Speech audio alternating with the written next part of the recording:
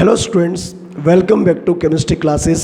Class 12th chemistry plus NEET plus JEE के segment में मैं श्रवण कुमार एक बार फिर से सभी स्टूडेंट्स का वेलकम करता हूं।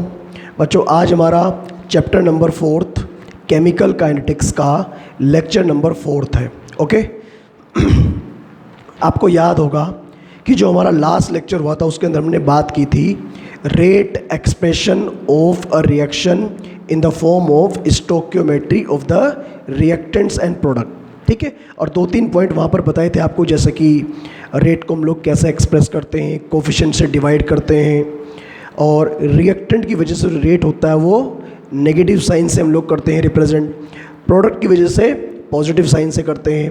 रिएक्टेंट के रेट को हम लोग बोलते हैं rate of disappearance, rate of consumption. ठीक है, और प्रोडक्ट की वजह से होने वाला रेट को हम लोग क्या बोलते हैं, रेट ऑफ अपीयरेंस या फिर रेट ऑफ प्रोडक्शन। ठीक है, ये हमने समझाया था। हमने 2 क्वेश्चन भी आपको दिए थे, मतलब क्वेश्चन तो एक ही था लेकिन उसके 2 पार्ट भी आपको कराए थे। आपके सामने ही बोर्ड पर क्वेश्चन भी लिखा भी हुआ है। एक ये वाला पार्ट ये सोल्व करिए, कुछ नहीं करना इसके अंदर, आपको बस इतना काम करना है, express the rate of reaction for following changes. ये रिएक्शन है, बस इनके रेट को एक्सप्रेस करना है और साथ साथ ये भी बताना है कि इनमें अपीयरेंस किसका है और डिसअपीयरेंस किसका है। और सेकंड केस आपके सामने ये है। अभी मैं आप लोगों के सामने 2-3 कुछ क्वेश्चंस और कराने जा रहा हूँ, ज़रा उन्हें ध्यान से समझिएगा क्योंकि ये टॉपिक बहुत ज़्यादा इंपॉर्टेंट है और स्पेशली कंपटीशन के लिए, नीट और जेई के लिए। ठीक है, बहुत ज़्यादा इंपॉर्टेंट है। देखिए, अगर मैं एक और क्वेश्चन आपके सामने लेके आऊँ तो ये किस तरह का क्वेश्चन है और इसे हम लोग कैसे सोल्व करेंगे, या इस टाइप के जो क्वेश्चंस होते हैं उन्हें हम लोग कैसे सोल्व करेंगे। देखिए स्टूडेंट, क्वेश्चन है कि आपको एक इक्वेशन गिवन है, मतलब एक्सप्रेशन गिवन है। क्वेश्चन है ये, the rate of reaction is expressed as, rate of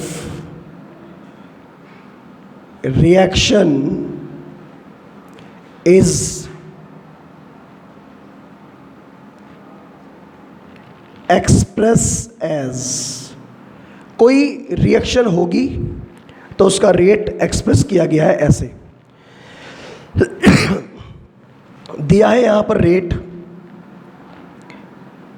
plus K 1/2 delta C upon delta T is equal to plus K 1/3 delta D upon delta T is equal to, ये हो जाएगा plus K 1/4 delta A upon delta T, और is equal to minus के delta B upon delta T. ठीक है, ये हमें यहाँ पर गिवन है इक्वेशन, मतलब एक एक्सप्रेशन गिवन है।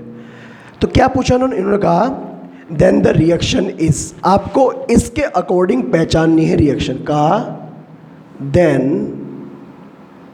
द रिएक्शन इज, इनमें से ये रेट एक्सप्रेशन कौन सी रिएक्शन का है। जैसे पहला ऑप्शन दिया फर्स्ट, सेकंड, थर्ड और ये फोर्थ। पहला ऑप्शन दिया है 4a plus B is give 2c और plus 3d। Second option b plus 3d is give 4a plus 2c। Third option a plus b is give c plus d, और ये है आपका b plus d is give c, a plus c। तो ये तो आपके सामने दिए हैं ऑप्शन, आपको क्या पहचानना है, आपको इक्वेशन पहचाननी, इनमें से कौन सी इक्वेशन होगी इसके लिए। देखो C और ये जो D है ये दोनों क्या है, रिएक्टेंट है, प्रोडक्ट है, ये भी प्रोडक्ट है, बस ये है रिएक्टेंट। तो मुझे ऐसा लग रहा है कि ऐसी कोई इक्वेशन नहीं है जिसमें केवल B को रिएक्टेंट बनाया गया। पहली बात तो ये, इस क्वेश्चन के जो ऑप्शन है उसमें मिसप्रिंटिंग है, पहली बात तो ये आपको पहचान लेना चाहिए। क्योंकि अगर मान लिया C, D और A अगर इनके साथ में हमने पॉजिटिव साइन लिया तो उसका मतलब ये तो क्या होने चाहिए, प्रोडक्ट। और ऐसा कोई एग्जाम्पल नहीं है जिसमें ये तीनों एक साथ है। तो उसका मतलब यहाँ पर कोई ऐसा ऑप्शन आपको चेंज करना पड़ेगा, इनका साइन चेंज करना पड़ेगा जिससे कि ये कन्वर्ट हो जाए। देखो पहले कोफिशिएंट चेक कर लीजिएगा। C के साथ 2 कहाँ पर है, C के साथ 2 यहाँ पर है, D के साथ 3 कहाँ पर है, यहाँ पर है, और A के साथ 4 यहाँ पर है। और ये देखो ऑप्शन तो यही है इसका, लेकिन प्रॉब्लम यहाँ पर क्या हो रही है, प्रॉब्लम ये है कि यहाँ पर A के साथ माइनस तो ठीक, ये B के साथ माइनस तो ठीक है, लेकिन यहाँ भी आपको माइनस लगाना पड़ेगा बस, बाकी सब कुछ सही है। ये मिसप्रिंटिंग है यहाँ पर कि यहाँ पर आपको ये क्या लेना पड़ेगा, with minus sign, negative sign, बस ये चेंज करना है। अब कोफिशिएंट चेक कर लीजिए, C का कोफिशिएंट 2 है, ये रहा, प्रोडक्ट है, प्लस का साइन है। D का कोफिशिएंट 3 है, ये रहा, प्रोडक्ट है, प्लस का साइन है। A का कोफिशिएंट 4 है, ये रहा, माइनस है तो रिएक्टेंट है। B का कोफिशिएंट 1 है, बिल्कुल 1 है, प्रोडक्ट है, सॉरी रिएक्टेंट है क्योंकि माइनस साइन है। तो ऑप्शन हमारा कौन सा है इसका, A। तो कभी कभी ऐसे क्वेश्चन भी आ जाते हैं, हालांकि यहाँ पर इस क्वेश्चन में थोड़ी सी मिसप्रिंटिंग थी, वो हमने करेक्शन कर दिया है, वो आपने देख लिया होगा कि यहाँ पर पहले पॉजिटिव का साइन था और यहाँ पर ये नेगेटिव हो जाएगा। ठीक है, तो उम्मीद है आप लोग ये क्वेश्चन समझ गए होंगे। अब मैं आपके सामने एक ऐसा ही दूसरा क्वेश्चन भी लेके आता हूँ। ठीक है स्टूडेंट, कर लीजिएगा नोट।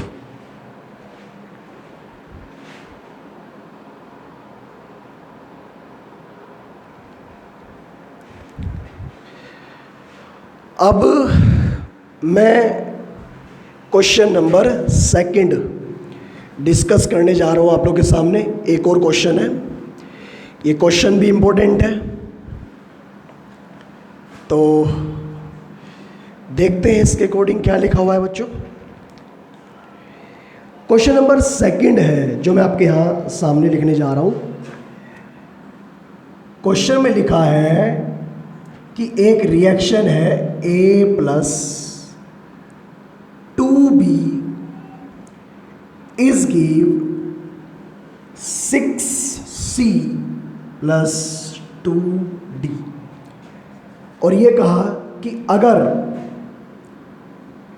अगर यहां पर माइनस के delta A upon delta T, मतलब ये क्या है, ये है rate of disappearance of A, ये A का रेट ऑफ डिसअपियरेंस है। कहा कि अगर इसकी वैल्यू जो है, if this is equal to, अगर इसकी value 2.6 into 10 to the power -2 mole per litre पर सेकंड अगर हो, ठीक है, तो ये पूछा है कि बताइए what is value of minus के delta B upon delta T, इसकी वैल्यू क्या होगी, मतलब हमें बताना rate of disappearance of B। ठीक, तो कैसे निकालेंगे, अगर इस तरह की सिचुएशन अगर आ जाए कि एक का रेट दिया है और दूसरे का रेट पूछा है, तो कैसे निकालेंगे। मैं पहला काम बच्चों हमारा ये है कि इस पूरी इक्वेशन का रेट एक्सप्रेशन लिख दो। इस पूरी इक्वेशन का रेट क्या हो जाएगा, ये हो जाएगा rate is equal to A का हो जाएगा माइनस के delta A upon delta T is equal to, उसके बाद B का minus K 1/2 delta B upon delta T. उसके बाद में सी का इस बार positive plus K 1/6 delta C upon delta T. Then D का rate plus K 1/2 delta D upon delta T. तो ये हमने क्या किया, ये हमने इनका रेट का एक्सप्रेशन लिख लिया। अब देखो ध्यान से करना क्या है बच्चों, अब समझो बात को, देखो इधर अच्छे से समझना आपको, सारे बच्चे ध्यान से देखिए। इसकी तो वैल्यू हमें गिवन है, ये तो हमें गिवन है, और बस केवल हमें इसकी वैल्यू पूछिए, बस केवल इसकी ये पूछिए। तो सीधी सी बात है, अगर इसकी वैल्यू गिवन है, इसकी वैल्यू पूछिए, मतलब एक की वैल्यू गिवन है, एक की वैल्यू पूछिए, तो क्या करना है, इन दोनों को इक्वल पुट कर दीजिएगा और आंसर निकाल लीजिएगा। तो अगर ऐसा है तो आप लोग सीधे सीधे कर सकते हैं, तो कह सकते हैं सो माइनस के delta A upon delta T is equal to minus K 1/2 into delta B upon delta T. अब ये निकालना है यहाँ से, जरा सोचो, अगर ये निकालना हो तो क्या करेंगे, इस 2 को इधर मल्टीप्लाई कर दो उठा के, भाई माइनस से माइनस कट करो आप लोग, और इस 2 को इधर मल्टीप्लाई कर दो क्रॉस में। मतलब कहने का ये है, आप ये कह सकते हो कि केवल अगर आपको निकालना है delta B upon delta T. अब आप कहोगे सर माइनस के साथ निकालना मुझे, माइनस के साथ, एक्चुअली माइनस तो केवल इस बात को शो करता है वो रिएक्टेंट है, डिक्रीज हो रहा है, और कोई वैल्यू नहीं इसकी, मतलब तो ये हो जाएगा is equal to 2 times delta A upon delta T. बताइए इसकी कितनी वैल्यू गिवन है, इसकी वैल्यू गिवन है 2.6 इंटू 10 टू द पावर कितना, -2। तो बस वैल्यू पुट कर दीजिए, तो ये हो जाएगा delta B upon delta T is equal to 2 into 2.6 into 10 to the power -2।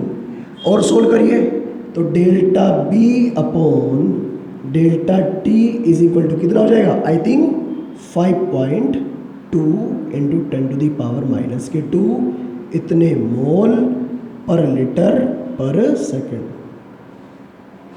ठीक, अब जरा ऑप्शन सुनिए, इसके ऑप्शन क्या दे रखे हैं। इसके ऑप्शन दिए हुए हैं ए बी सी और ये डी, ये है इसके ऑप्शन। पहला ऑप्शन दिया है 8.5 इंटू 10 टू द पावर -2 इतने मोल पर लीटर पर सेकेंड। दूसरा option 2.6 into 10 to the power -2 mole per litre per second. Third option 5.2 into 10 to the power -2 mole per litre per second. Last option 7.5 into 10 to the power -2 mole per litre per second. Obviously आप समझ गए हो कौन सा answer सही है, कौन सा आंसर सही है इसका, सी आंसर इसका करेक्ट है। तो कभी कभी ऐसे क्वेश्चन भी आते हैं कि किसी एक का रेट दिया है और किसी दूसरे का पूछा है, तो सबसे पहला काम क्या है आपका, सबसे पहला काम ये है कि आपको पूरी इक्वेशन बनाइएगा, जैसे हमने इक्वेशन बनाई, और जिसका रेट दिया है और जिसका पूछा है उन दोनों क्या करना है, एक दूसरे के इक्वल पुट कर देना है और आंसर निकाल लेना है। कोफिशिएंट का ध्यान रखना है, क्योंकि जिसकी वैल्यू पूछी हो उसी की निकालनी, उसके साथ जो कोफिशिएंट है उसे आप लोग क्रॉस मल्टीप्लाई करके शिफ्ट कर दीजिएगा। ठीक है स्टूडेंट, वीडियो पॉज करके स्टॉप करके इस क्वेश्चन को भी नोट करिए, फिर हम लोग आगे बढ़ते हैं। ठीक है,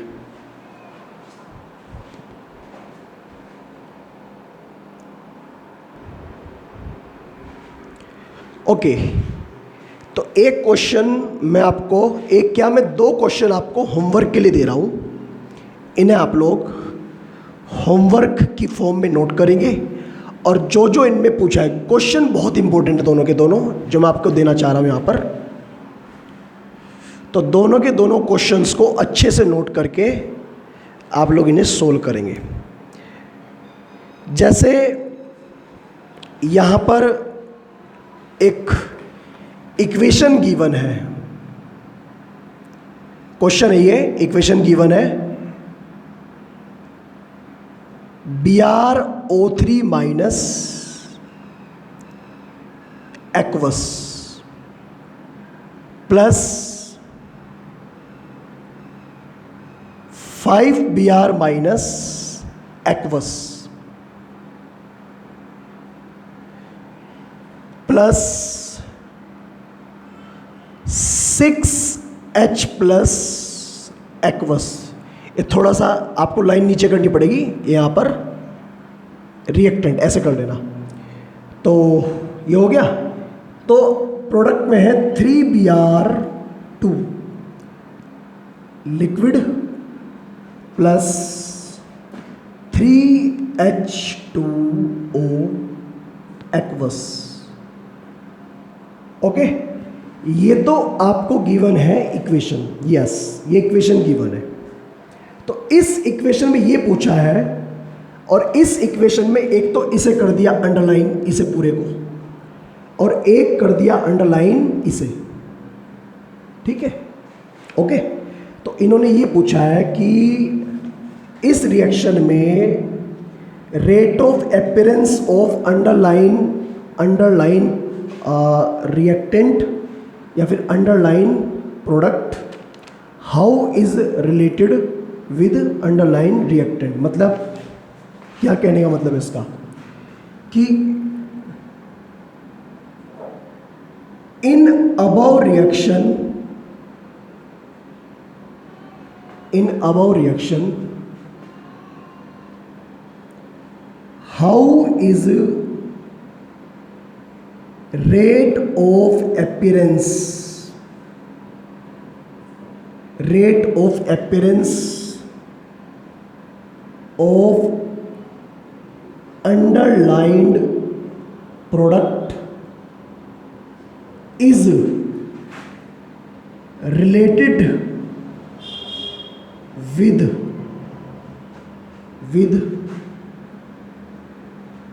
rate of disappearance of underlined reactant।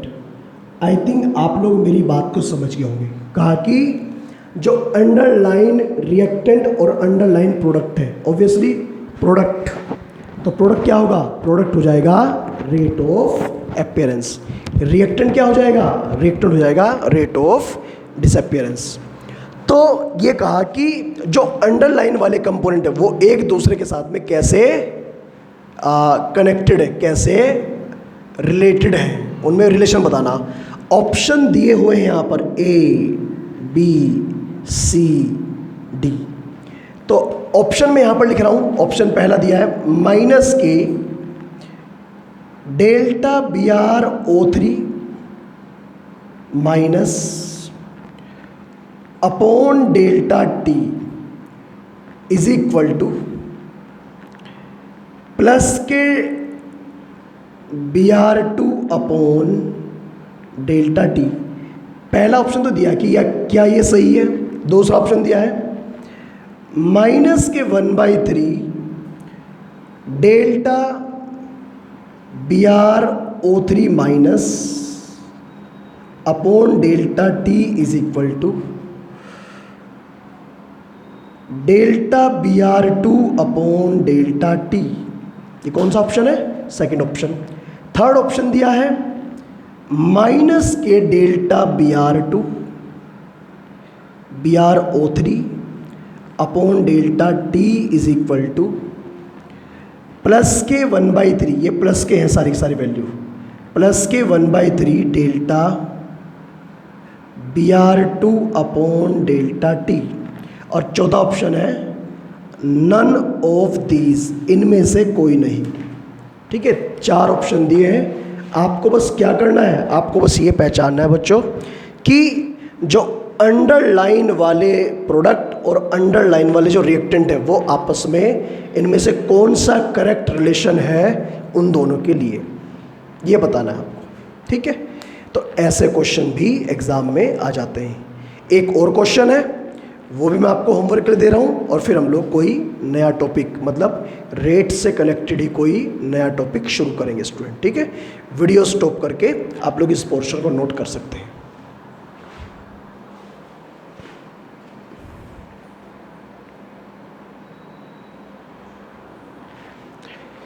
चलिए स्टूडेंट, अभी हम लोग बात करते हैं क्वेश्चन नंबर 3 की।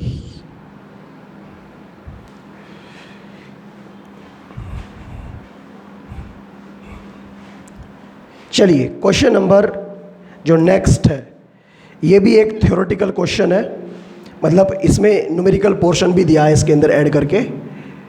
क्वेश्चन लिखा हुआ है, फॉर द रिएक्शन गिवन है 2N2O5 N2O5 के 2 मॉलिक्यूल्स डिकम्पोज होकर बना रहे 4NO2 और साथ में O2, ये बना रहे। इस क्वेश्चन में लिखा हुआ है आगे, if concentration of NO2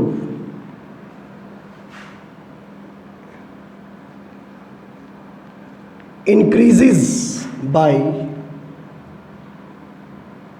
1.6 into 10 to the power minus के 2m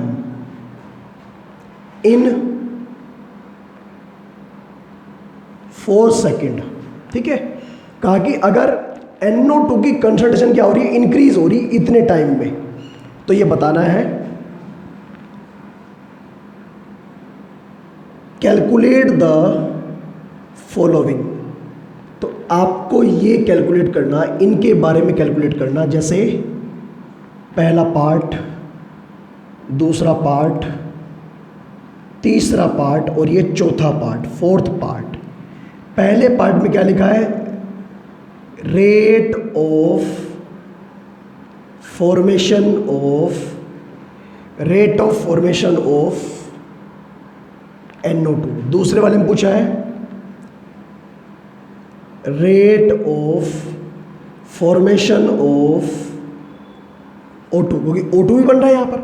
तीसरा पूछा है rate of disappearance of N2O5, इसका पूछा है रेट ऑफ डिसअपियरेंस।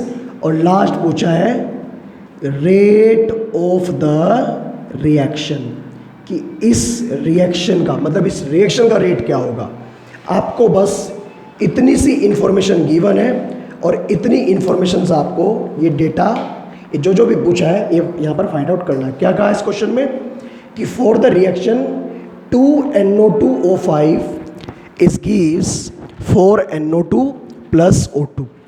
कहा कि अगर NO2 की concentration 1.6 into 10 to the power minus के 2 मोल पर लीटर इंक्रीज हो गई, इतने टाइम में इंक्रीज हो गई, तो ये बताना है इस पूरे डेटा को देखकर rate of formation of NO2 कितना है, rate of formation of O2 कितना है, rate of disappearance of N2O5 कितना है, और रेट ऑफ रिएक्शन यहाँ पर कितना है। आसान क्वेश्चन है, इम्पोर्टेंट है। इस तरह का क्वेश्चन 2019 और 18 बोर्ड एग्जाम में आ रखा है 2 नंबर में, इस टाइप का क्वेश्चन, ठीक है। ये क्वेश्चन क्योंकि NCERT में भी दे रखा है आपको, तो वहाँ भी आपको ऐसा क्वेश्चन मिल जाएगा। तो वीडियो स्टॉप कर ये क्वेश्चन नोट कर लीजिएगा, फिर हम लोग नए टॉपिक के लिए आगे बढ़ते हैं स्टूडेंट।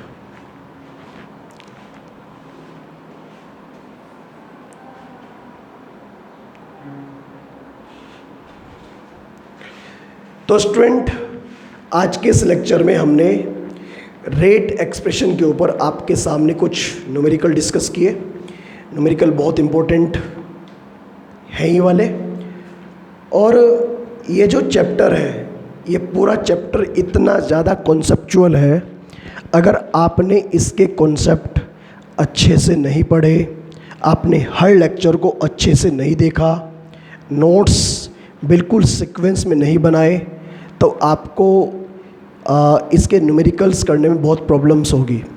लेकिन अगर आपने इस पूरे चैप्टर को अच्छे से कर लिया तो बाकी चैप्टर्स की तरह भी इस चैप्टर के सारे न्यूमेरिकल्स, चाहे वो बोर्ड का न्यूमेरिकल हो, बोर्ड एग्जामिनेशन का, चाहे वो नीट का क्वेश्चन हो, चाहे वो जेई का क्वेश्चन हो, किसी भी एग्जामिनेशन में आया हुआ क्वेश्चन या आने वाला क्वेश्चन, ठीक है, हर क्वेश्चन को आप लोग सोल्व करोगे इजीली। ठीक है, इसलिए मैं हर चैप्टर में किसी ना किसी लेक्चर में ये बात बच्चों से ज़रूर करता हूँ कि वो जितने भी लेक्चर्स इस चैप्टर से कंसर्न हैं, इस चैप्टर से रिलेटेड हैं, वो सारे के सारे लेक्चर्स ध्यान से देखा करें, अपने नोट्स को रेगुलर बनाएं और किसी भी तरह की लापरवाही नोट्स बनाने में, लेक्चर को देखने में ना करें। ठीक है, लेक्चर आपको एक बार देखना पड़े, 2 बार देखना पड़े, 3 बार देखना पड़े, कितनी बार भी देखना पड़े, क्योंकि ये मैथमेटिकल पोर्शन है, ये न्यूमेरिकल पोर्शन है केमिस्ट्री का, और इसे समझने में आपको थोड़ा सा टाइम लगेगा।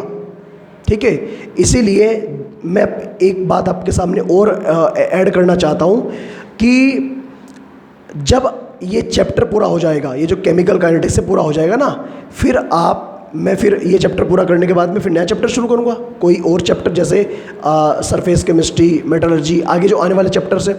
लेकिन आपका काम क्या होगा, आपका काम उन चैप्टर के साथ साथ इन चारों चैप्टर्स का, 4 चैप्टर्स हैं, एक तो सॉलिड स्टेट, एक सॉल्यूशन एंड कोलिगेटिव प्रॉपर्टीज़, एक इलेक्ट्रोकेमिस्ट्री और एक ये जो चल रहा है केमिकल काइनेटिक्स।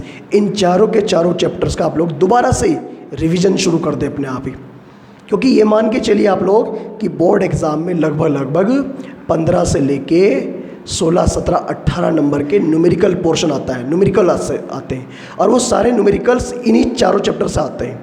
तो किसी चैप्टर से 3 नंबर का, कहीं से 4 नंबर का, इस तरह से न्यूमेरिकल्स आते हैं। तो अगर आपने चैप्टर को ध्यान से पढ़ लिया तो कुछ थ्योरी आएगी, कुछ न्यूमेरिकल आएगा, मतलब 4 चैप्टर से आप लोग लगभग 15 से लेके 20 नंबर का जो सेगमेंट है वो कवर करोगे। ओके स्टूडेंट, तो चलिए फिर आज के लेक्चर को बच्चों हम लोग यहीं पर कंप्लीट करते हैं। नेक्स्ट लेक्चर में हम लोग बात करेंगे रेट का ही एक टॉपिक है, रेट लो। रेट लो किसे बोलते हैं, मतलब रेट लो एक्सप्रेशन किसे बोलते हैं, जिसके अंदर हम लोग रेट कांस्टेंट की यूनिट, ऑर्डर, मोलिकुलरिटी, कुछ इस तरह की चीज़ें हम लोग पढ़ेंगे। ठीक है, तो आज के लिए इतना रखते हैं और मिलते हैं नेक्स्ट लेक्चर में। Thank you, all the best.